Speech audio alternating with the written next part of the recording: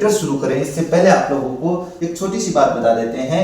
जो बीसीआर ने अपना सिलेबस जारी किया है वो सिलेबस अपन समझ लेते हैं, क्योंकि सिलेबस अगर अपन समझ लेंगे तो इससे क्या है कि आपको साल भर पढ़ना है, और साल भर पढ़ना है इसका मतलब है सिलेबस के अनुसार पढ़ना है। ये दिमाग में रखने वाली बात है भाई।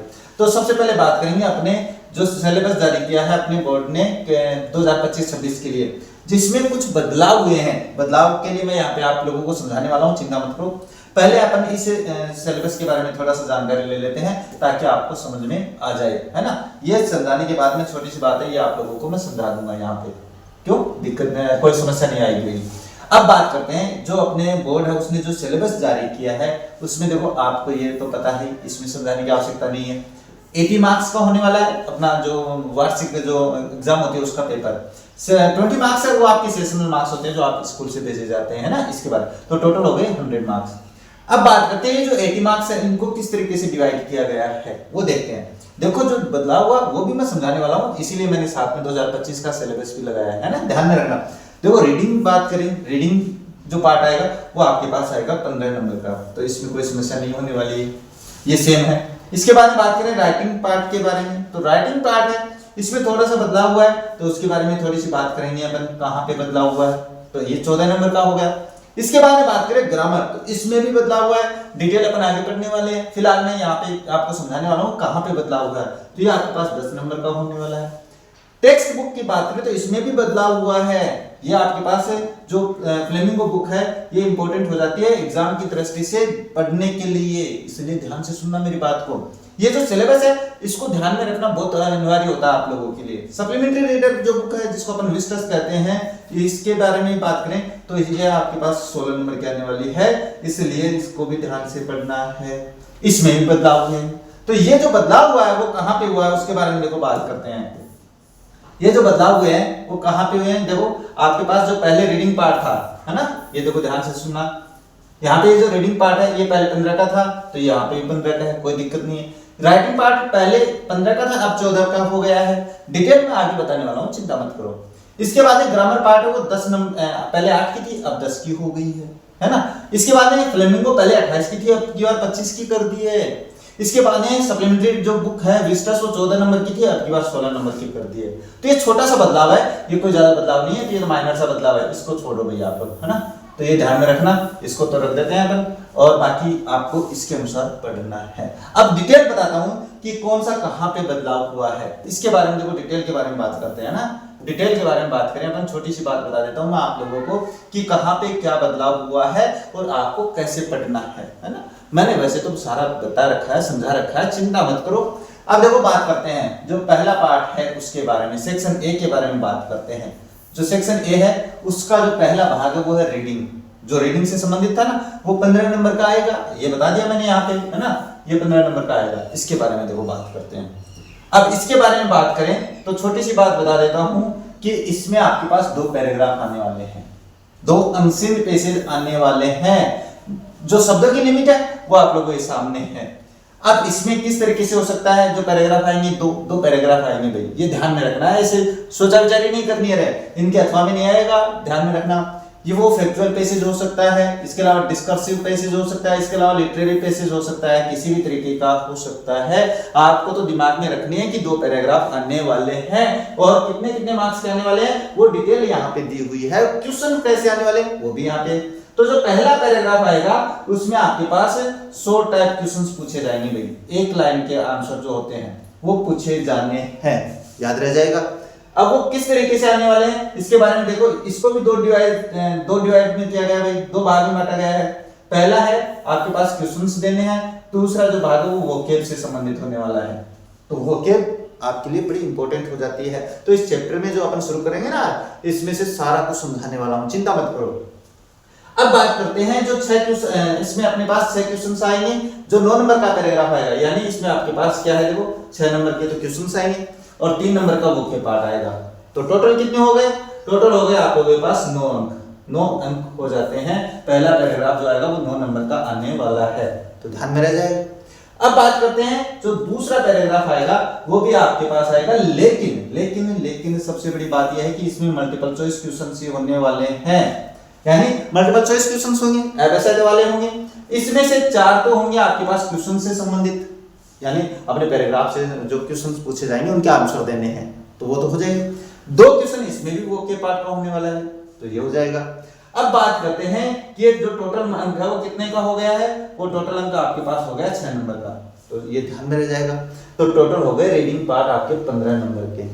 अब 5 क्वेश्चन है वो वोकेब से संबंधित हो जाते हैं। अभी वोकेब पार्ट है वो मोस्टली बच्चे नहीं कर पाते हैं, इसीलिए मैंने चैप्टर में इसको अलग से रखा है, यानी प्रत्येक पैराग्राफ में जितने भी वोकेब पार्ट बनते हैं वो मैं समझाऊंगा आप लोगों को। अब इसके बारे में बात करते हैं सेक्शन बी के बारे में। सेक्शन बी के बारे में देखो छोटी सी बात कर लेते हैं। सेक्शन बी में क्या दिया हुआ है, सेक्शन बी में अपन बात करें तो राइटिंग पार्ट आता है। सेक्शन बी राइटिंग पार्ट, इसके बारे में देखो बात करते हैं। राइटिंग पार्ट में आपके पास क्या आएगा, 1 आउट ऑफ 2 शॉर्ट कंपोजिशंस। छोटी कंपोजिशंस का मतलब होता है कि आपके पास चाहे वो नोटिस हो सकता है, देखो मैं बता देता हूं आपको, वो 80 मार्क्स में लिखना है, ज्यादा नहीं करना है, 80 मार्क्स हो जाएगा। इसके बाद में बात करते हैं नेक्स्ट, क्या क्या हो सकता है। देखो इसमें एडवर्टाइजमेंट और नोटिस ये हो सकता है, 2 topic. Description of arguments for और अगेंस्ट, यानी किसी टॉपिक के पक्ष में और विपक्ष में। अभी आप 11वीं में थे तो अभी 12वीं में आए हो तो आपको ये पता नहीं कि फॉर और अगेंस्ट क्या होते हैं, तो मैं बता देता हूं। ये मान के चलो हैवी बैग्स होते हैं अपने स्कूल में, बहुत बड़े बड़े बैग होते हैं, बच्चों पे लाद दिए जाते हैं, उसके विपक्ष में बोलना है या उसके पक्ष में बोलना है, वो होता है फॉर और अगेंस्ट। फॉर का मतलब पक्ष में, अगेंस्ट का मतलब विपक्ष में। इसके बारे में बात करें तो आपके पास आता है एक्सेप्टिंग और डिक्लाइनिंग इन्विटेशन। इन चारों में से 2 अथवा में आएंगे, और ये जो एडवर्टाइजमेंट और नोटिस है इनमें से एक मिलने वाला है इन दोनों के साथ, ये 100% है। यानी एडवर्टाइजमेंट या फॉर और अगेंस्ट अथवा में हो सकता है, या इन्विटेशन एडवर्टाइजमेंट के अथवा में आ सकता है, या नोटिस के साथ ये दोनों अथवा में आ सकते हैं, ऐसा 100% है। तो ये तो आ गया हुआ समझ में, और ये मैंने अपनी क्लास में समझा रखा है आप लोगों को। अगर आप पहले रिवीजन करना चाहते हो तो पहले मेरी अपने वीडियो लिस्ट में जाओ 12th क्लास की में, वहां पे जाके रिवीजन कर लो एक बार, बाद में दोबारा करवाने वाला हूं, चिंता मत करो, इंपॉर्टेंट के साथ। बात करें नेक्स्ट है, तो नेक्स्ट है रिपोर्ट। एक रिपोर्ट लिखनी है आपको, कितने शब्दों में लिखनी है, ये आपको 100 वर्ड्स में लिखनी है। जब आप इसको लिखोगे 100 वर्ड्स में तो आपके पास क्या हो जाएगा, ये 100 वर्ड्स में हो जाएगी, तो ये आपके पास कितने मार्क्स की हो जाएगी, ये आपके पास है 5 मार्क्स का हो जाता है। कितने का, 5 मार्क्स, यानी 5 का ये हो गया। इसके अलावा बात करें तो 4 5 9 हो गए। अब बात करते हैं नेक्स्ट, इसमें और क्या आने वाला है, इसके बारे में बात करते हैं। देखो अगर अपन इसके बारे में बात करें तो क्या है, इसमें एक लेटर आने वाला है भाई। ये लेटर क्या है, देखो लेटर से संबंधित आपके पास बहुत विकल्प होते हैं। लेटर में क्या है, बहुत सारे विकल्प होते हैं, किसी भी तरीके से पूछा जा सकता है, इसलिए मैं ये नहीं बताता, लेकिन मैं आपको एक खास बात बता देता हूं कि कौन सा लेटर आपको मिलने वाला है। सबसे पहले बात करें कि लेटर के बारे में कि आएगा कौन कौन सा, है ना। तो देखो बिजनेस और ऑफिशियल लेटर हो सकता है। इसमें क्या, मेकिंग इंक्वायरीज हो सकता है, रजिस्टरिंग कंप्लेंट हो सकता है, आस्किंग फॉर गिविंग इंफॉर्मेशन हो सकता है, प्लेसिंग ऑर्डर और सेंडिंग रिप्लाईज हो सकता है, ये लेटर से संबंधित बिजनेस में। सेकंड आएगा letter to the editor. Editor को लेटर है, 100% संभावना होती है मिलने की। इसमें आपके पास सोशल इश्यू हो सकता है, नेशनल इश्यू हो सकता है, इंटरनेशनल इश्यू हो सकता है, ये हो जाएगा। मैंने करवा रखे हैं भाई, बहुत सारे करवा रखे हैं। नेक्स्ट बात करें तो एप्लीकेशन फॉर जॉब हो सकता है, जिसमें सीवी करिकुलम राइटिंग होना जरूरी है, रिज्यूमे लिखना जरूरी है, तो ये हो जाएगा। तो ये लेटर है भाई अपने पास, और वो आता है आप लोगों के पास 5 मार्क्स, 5 नंबर का आएगा। तो इसका मतलब है कि आपके पास टोटल हो गई, ग्रामर पार्ट है या राइटिंग पार्ट है वो 14 नंबर का हो गया। आ गया होगा समझ में, हाँ सर आ गया ये तो, क्योंकि पूरी साल भर पढ़ना ना हमें। तो इसके बाद में बात करते हैं ग्रामर पार्ट। जो ग्रामर पार्ट है इसमें आपके बदलाव हुआ है, जो बदलाव हुआ है वो मैं समझाते चल रहा हूं भाई। यहाँ पे आपके पास जो टॉपिक नया जोड़ा गया है वो जोड़ा गया है कंडीशनल सेंटेंस। याद रखना मेरी बात को, कंडीशनल सेंटेंस है वो नया जोड़ा गया है की बार। तो कंडीशनल सेंटेंस अभी तो क्या है कि आप 11वीं क्लास में अगर टेंस पढ़े थे तो वहां पे अगर सर ने आप लोगों को समझाया तो कंडीशनल अवश्य समझ में आया होगा, नहीं आया तो कोई बात नहीं है, मेरी टेंस की क्लास में देख लेना, मैंने कंडीशनल बहुत ही शानदार तरीके से समझा रखा है। ये आपके पास 2 नंबर का आएगा, ये जो नया टॉपिक जुड़ा वो 2 नंबर का है। इसके बाद में बात करें सिंथेसिस, तो सिंथेसिस भी आपके इंपॉर्टेंट टॉपिक है, जो कि पहले भी 2 नंबर का था, अब भी 2 नंबर का है। इसके बाद में फ्रेजल वर्ब है, इसमें थोड़ा चेंज हुआ है, ये लास्ट ईयर हो गया था, पिछली बार सिलेबस में जारी नहीं किया था, अब की बार ये 3 नंबर की आने वाली है। इसके बाद कंजक्शन है, ये भी 3 नंबर के आने वाले हैं। तो ये मैंने आप लोगों को समझा रखे हैं। और ये जो फ्रेजल वर्ब है, 7 जो फ्रेजल वर्ब है आप लोगों के पास, ये मैंने पहले भी करवा रखी है। अब की बार और शानदार तरीके से मैं आप लोगों को समझाने वाला हूं बेस्ट एग्जांपल्स के साथ। पहले वाले आप एक बार रिवीजन कर लेना, इससे बाद में अपन आगे अपलोड कर देंगे। इसके बाद में बात करते हैं नेक्स्ट आते हैं आपके पार्ट सी। पार्ट सी के बारे में बात करें तो क्या आने वाला है, ये देखो पार्ट सी है टेक्स्ट बुक से संबंधित। अब इसमें बात करें अपनी टेक्स्ट बुक के बारे में, तो देखो आपके पास फ्लेमिंगो से बात कर लेते हैं पहले। किससे? फ्लेमिंगो से। प्रोज पार्ट यानी पोएट्री भी है ना, प्रोज की बात कर लेते हैं इसके बारे में। One extract from the different prose lesson of the prescribed text book, यानी कहने का मतलब है एक पैराग्राफ आने वाला है जिसमें क्वेश्चंस किस तरीके से होंगे, 3 मल्टीपल चॉइस क्वेश्चंस होने वाले हैं और 3 आपके पास very short type answer question होने वाले हैं। टोटल हो जाएगा आपके पास 6 नंबर का, 6 नंबर। तो ये ध्यान में रखना भाई, एक पैराग्राफ, इसीलिए मैं कह रहा हूं कि मैंने चैप्टर के बीच में जितने भी पैराग्राफ करवाए हैं उनको आप समझना बहुत ही जरूरी है आप लोगों के लिए। इसके बाद बात करते हैं नेक्स्ट है 1 out of 2 long answers type questions based on the lessons to be answered in 60 words। 60 words में आपको आंसर देना है और वो आएगा आपके पास 3 नंबर का।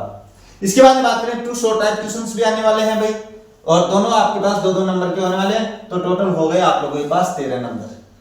आपकी जो प्रोज पार्ट है फ्लेमिंगो का वो आ जाता है 13 नंबर का। किस तरीके से? 6 नंबर का पैराग्राफ है, बचे 7 नंबर ये रहे। इसके बाद में बात करें फ्लेमिंगो की पोएट्री की, जो पोएट्री है इसके बारे में बात कर लेते हैं। तो इसमें 1 out of 2 explanation with reference to context from prescribed poems. अब आपको ना ये जो रेफरेंस टू कॉन्टेक्स्ट है यानी जो एक्सप्लेनेशन है वो मैंने करवा रखी है, प्रत्येक पोएम के प्रत्येक स्टैंजा की करवा रखी है, वो अलग है। अब की बार अपन थोड़ा कम पढ़ेंगे लेकिन इंपॉर्टेंट पढ़ेंगे, आपको उनका रिवीजन करना है। इसके बाद बात करें तो इसमें से और क्या आने वाला है, 1 out of 2 long answer type question है भाई। बात वही है, 5 नंबर की आपके पास व्याख्या आने वाली है, 3 नंबर की आपके पास एक लॉन्ग टाइप क्वेश्चन वो आने वाला है, 2 शॉर्ट टाइप क्वेश्चन आने वाला है। तो ये भाई आ जाता है आपके पास 7 और 5 12 नंबर की। तो पोएट्री आपके पास 12 नंबर की मायने रखती है, जिसमें से ये जो रेफरेंस टू कॉन्टेक्स्ट है बहुत ही आसान है भाई। आप इसको मेरी क्लास ध्यान से सुन लोगे तो 100% समझ में आने वाला है।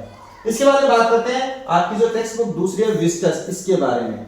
इसमें से देखो एक थोड़ी खास बात जो है वो मैं समझाऊंगा आप लोगों को। इसमें से क्या है, 1 out of 2 long answer type question आएगा भाई, तो उनमें से एक करना है, 2 आएंगे, एक करना है, 3 नंबर का होगा।